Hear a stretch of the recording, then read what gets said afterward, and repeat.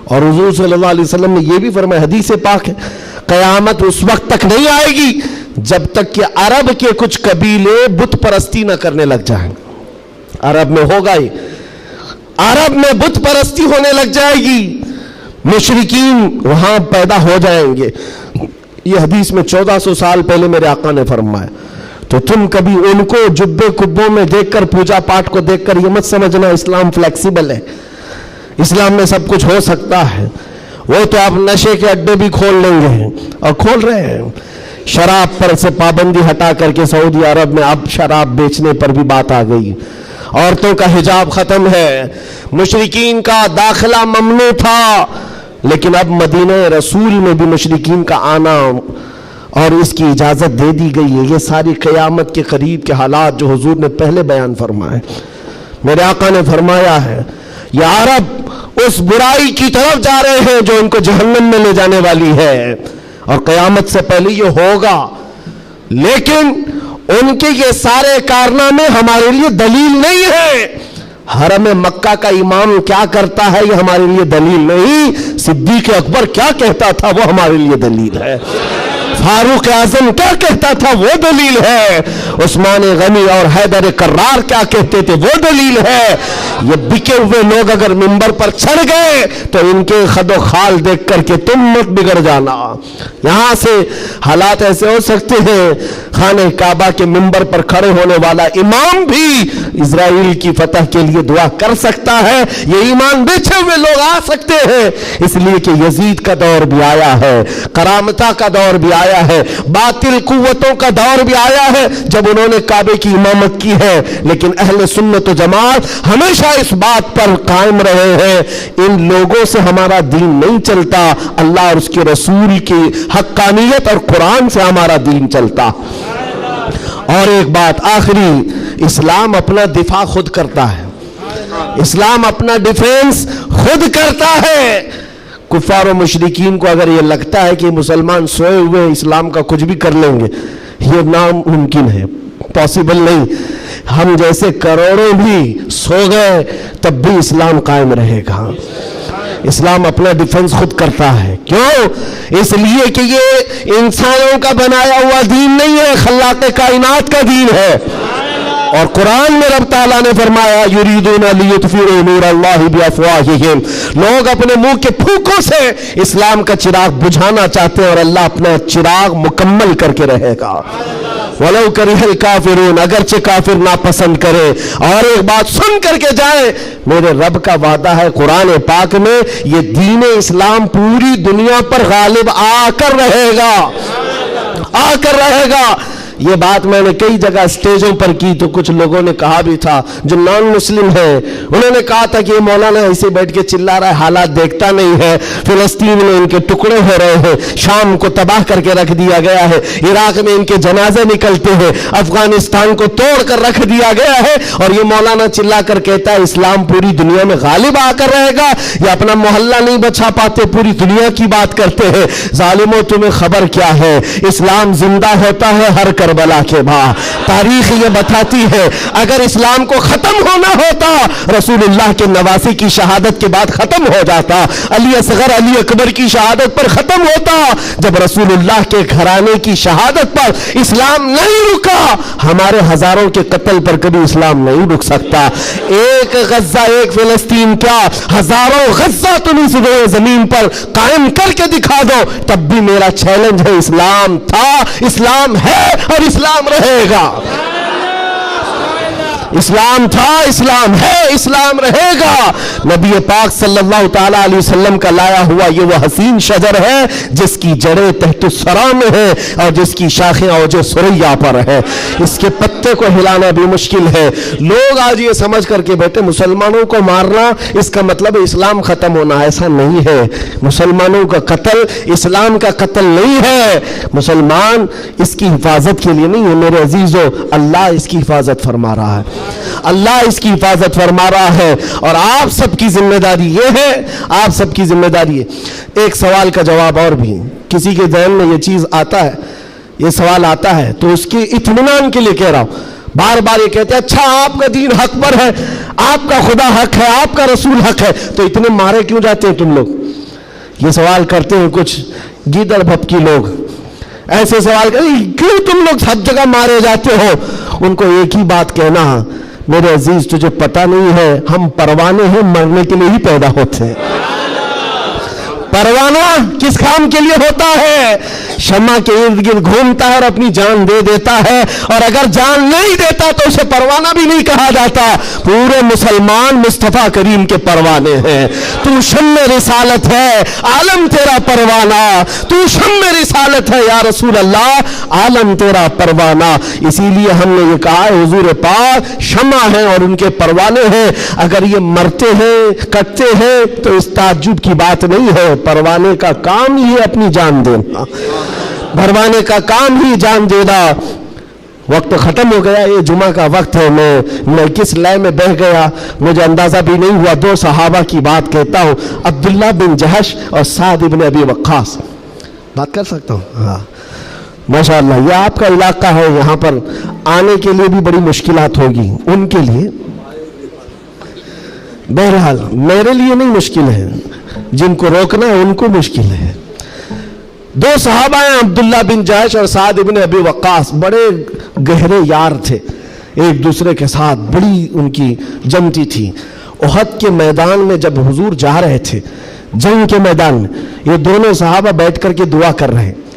بس میں اس پر ختم کر دوں گا میرے عزیز، دونوں ساتھی ہیں، دعا کر رہے ہیں، مصلی بچھائے۔ سعد بن ابی وقاص کہتے ہیں عبداللہ بیٹھ، میں دعا کرتا ہوں تو آمین کہنا۔ عبداللہ بن جہش کہتے ہیں ٹھیک ہے، تیری دعا کے بعد میں دعا کروں گا، تم آمین کہنا۔ دوسرے دن جنگ ہے، سعد بن ابی وقاص دعا کرتے ہیں اللہ کل تیرے رسول کے دین کی حمایت کے لیے میں اتروں گا، تیرے نبی کے دین کی حمایت کے لیے ان کی صفوں میں جاؤں گا۔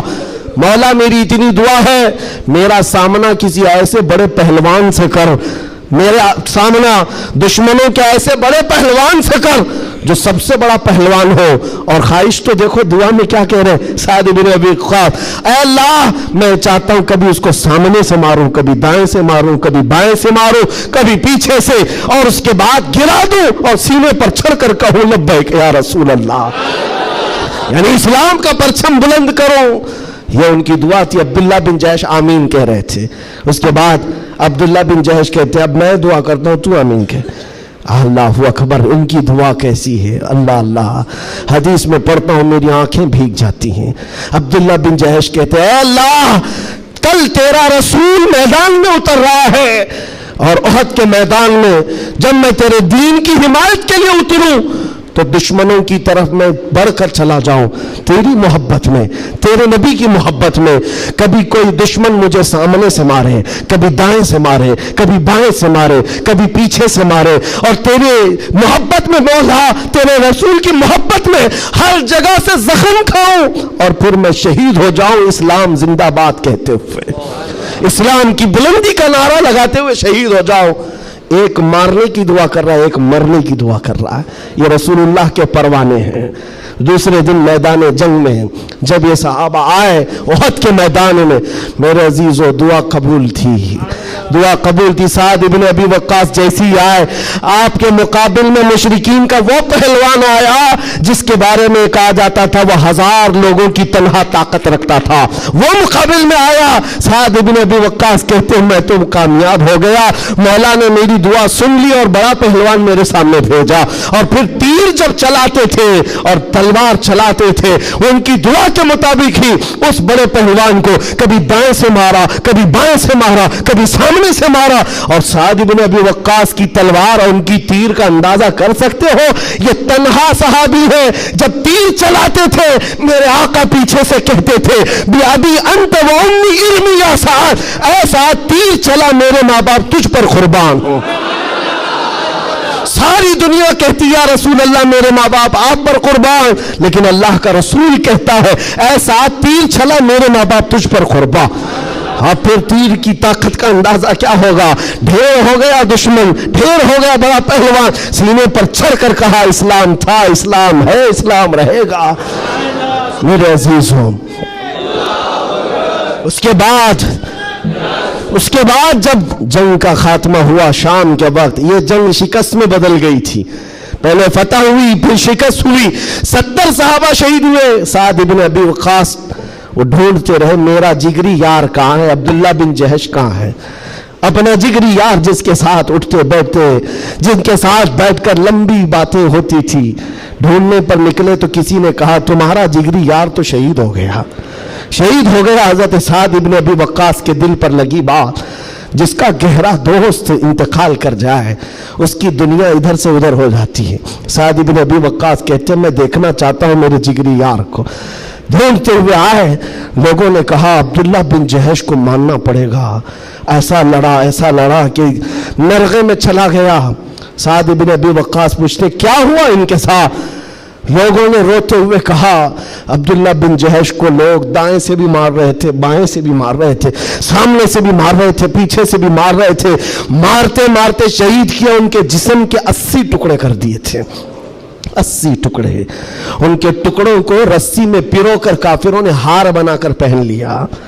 हजरत साद इब्न अबी वक्कास करीब आते हैं और जिस्म के उनके टुकड़े जमीन पर गिरे हुए थे, जो गर्म गोश्त था उठाया। साद इब्न अबी वक्कास कहते अब्दुल्ला तू मुझे छोड़कर चला गया, लेकिन कल रात हमने दुआ की थी, अल्लाह ने मेरी दुआ भी कबूल की, तेरी दुआ भी कबूल की। सुनो ऐ मुसलमानों, साद इब्न अबी वक्कास कहते हैं मैंने जो दुआ की थी अल्लाह ने वो कबूल किया, बड़ा दुश्मन मेरे सामने लाया, और तूने जो दुआ की थी अल्लाह ने वो भी कबूल किया, मगर कसम रब्बे सुल जलाल की ऐ अब्दुल्ला मेरी दुआ से तेरी दुआ कई दर्जे अफजल है, इसलिए कि मारने की बात अलग है, हुजूर की मोहब्बत में मर जाने का मजा अलग होता है। जान है इश्क मुस्तफा रोज फजू करे खुदा, जिसको हो दर्द का मजा नाज़े दवा, उठाए क्यों फिर के गली गली तबाह, ठोकरे सबकी खाई क्यों, दिल को जो अक्ल दे खुदा तेरी गली से जाए क्यों। व आखिर दावाना अल्हम्दुलिल्लाहि रब्बिल आलमीन, लब्बैक या रसूल अल्लाह।